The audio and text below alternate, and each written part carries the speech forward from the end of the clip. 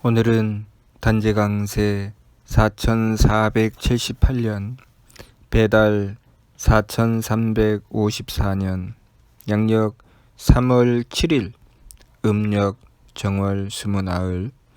이 시간은 3월 첫째 주 일요일 경일 경배 시간입니다.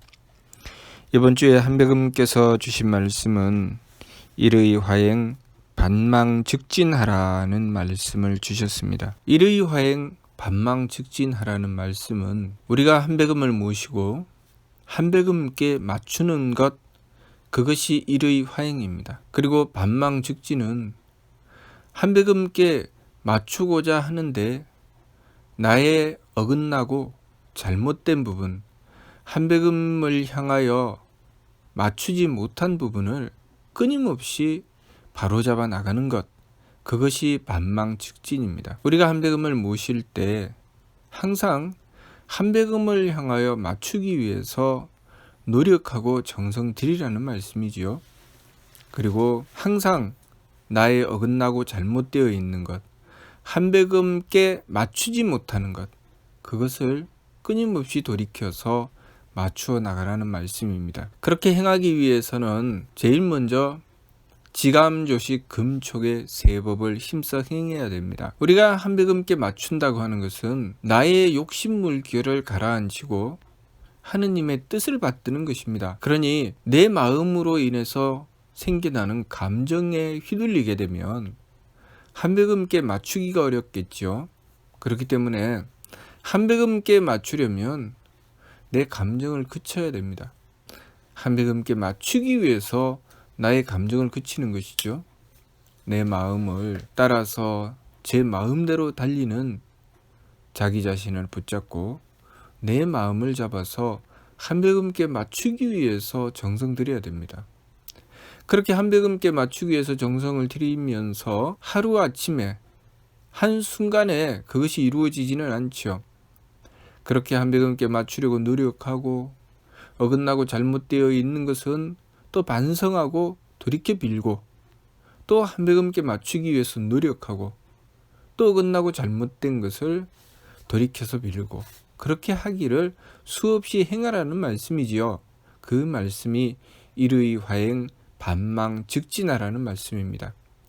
일의 화행은 끊임없이 한백음께 맞추어 나가는 것을 말씀하시는 것입니다. 반망즉진은 내가 한백음께 맞추려고 했는데 하루아침 저녁이 이루어지는 것이 아니기 때문에 끊임없이 자신을 돌이켜 반성하고 다시 또 맞추어 나가고 다시 또 맞추어 나가기를 반복하는 것이죠. 우리가 어떤 일을 행하든지 그 일에 익숙해진다는 것, 그 일에 유능해진다는 것은 일의 화행 반망즉진을 끊임없이 행한다는 것이죠.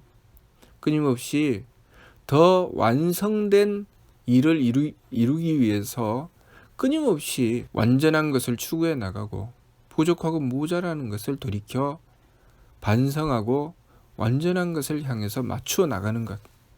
물건을 만들어도 그렇고 공부를 해도 그렇고 어떤 일을 하든지 그 완벽함을 향해서 나가는 길은 똑같습니다. 그렇게 우리가 지감을 통해서 우리의 마음을 한백음께 맞추어 나가고 또 조식을 통해서 숨심을 고루해서 우리의 기운을 내 마음대로 써서 기운이 망령되게 달리도록 하지 않고 한백음께 맞추기 위해서 정성 들이는 것이죠. 한백음께 맞추기 위해서 정성 들여서 항상 그 순간 한백음의 뜻이 무엇인지 살피는 것입니다. 한백음의 뜻이 무엇인지 살피고 그 뜻을 받들기 위해서 노력하고 정성 들이는 것. 그렇게 노력하면서 자신의 어긋나고 잘못되어 있는 것, 기운이 망령되게 달리는 것, 그러한 것을 바로잡아서 한백음께 맞추기 위해서 조식을 행하는 것이죠. 숨심을 고루해서 기운을 가라앉히고 한백음의 뜻을 구하여 한백음께 맞추어 나가는 것입니다. 또 자신의 행함이 자신의 손발을 움직이고 그리고 말을 하고 말을 듣고 행위하는 모든 부분들이 한백음께 맞추어져 있는가 아니면 내 마음대로 살아가는가를 끊임없이 살피며 한백음께 맞추기 위해서 노력하고 정성 들이는 것이죠. 어긋나고 잘못되어 있으면 또 뉘우치고 돌이키며 한백음께 맞추어 나가는 것입니다. 그렇게 금촉 부딪힘을 금해서 내 욕심 물결을 가라앉히고 내 몸이 함부로 경거망동하지 않도록 금욕적인 삶을 추구해 나가는 것입니다. 소위 수도하는 것이죠. 절제하고 삼가하며 한백음께 맞추어 나가는 것입니다. 그렇게 한백음께 맞추어 나가기 위해서 지극한 정성을 들이고, 그리고 한백음께 맞추기 위해서 끊임없이 자신을 돌아보고 자신의 어긋나고 잘못된 것을 돌이켜 반성해 나가는 것, 그렇게 행해 나가게 되면 그 결과로 얻어지는 것이 바로 발대신기입니다.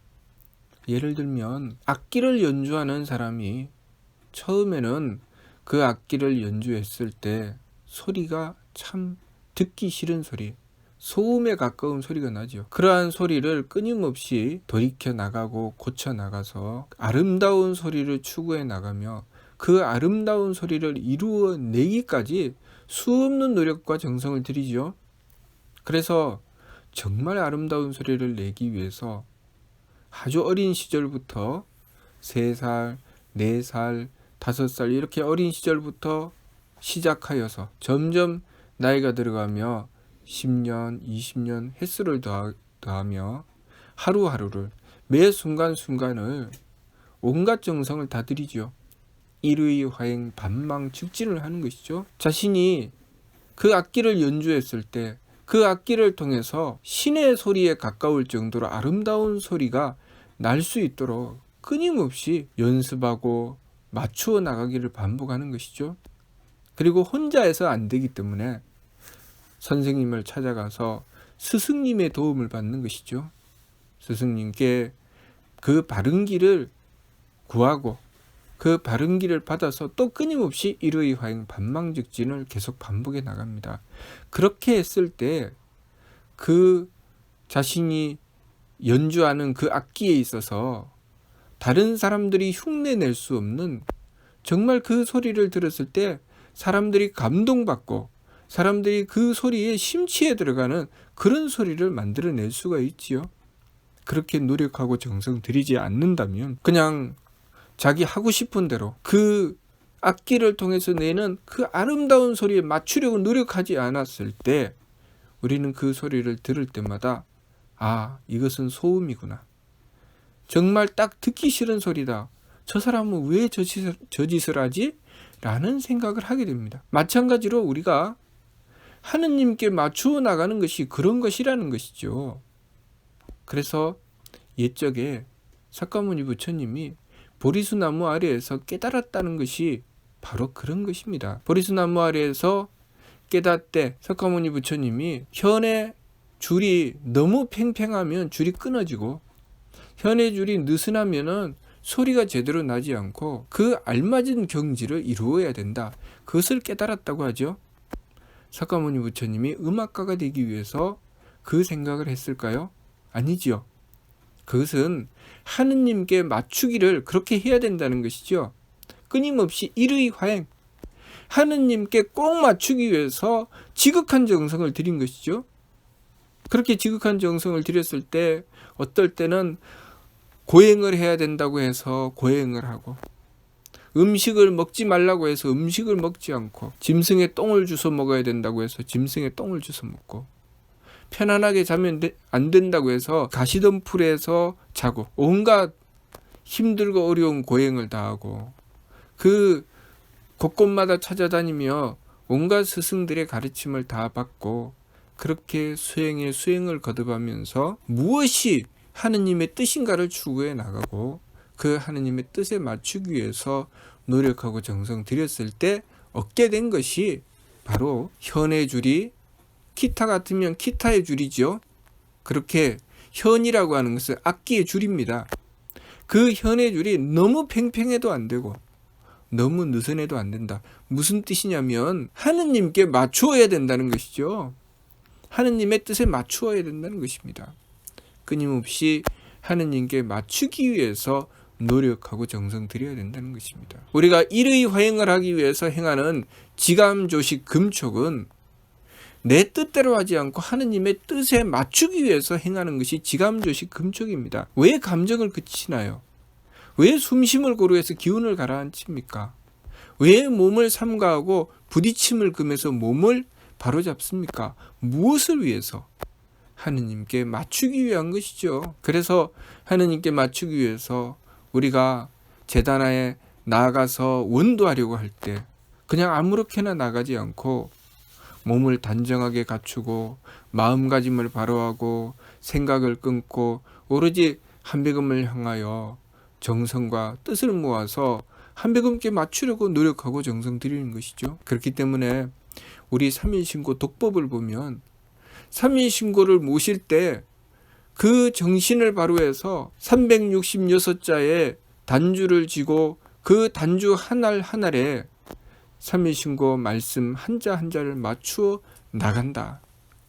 그렇게 해서 정성 들여 나갈 때 그 마음이 어긋나서 사특하고 망령됨으로 행하면 안 된다. 그런 말씀을 주셨습니다. 왜 그렇게 행합니까? 경소리를 내기 위해서 그렇게 하나요? 아니죠. 하느님께 맞추기 위한 것입니다.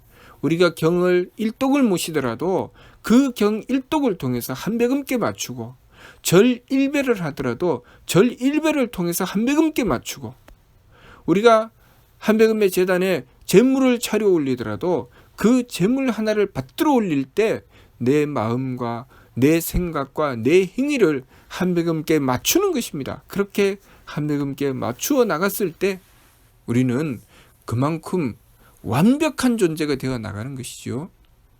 그렇기 때문에 사람이라는 존재는 인전지라 온전함을 추구해 나간다 라고 하셨습니다. 인물 동수삼진 왈성명정 사람과 만물이 다 같이 성품과 목숨과 정기를 받았다고 하셨습니다. 그 성품과 목숨과 정기는 하느님께서 우리에게 주신 기준이죠.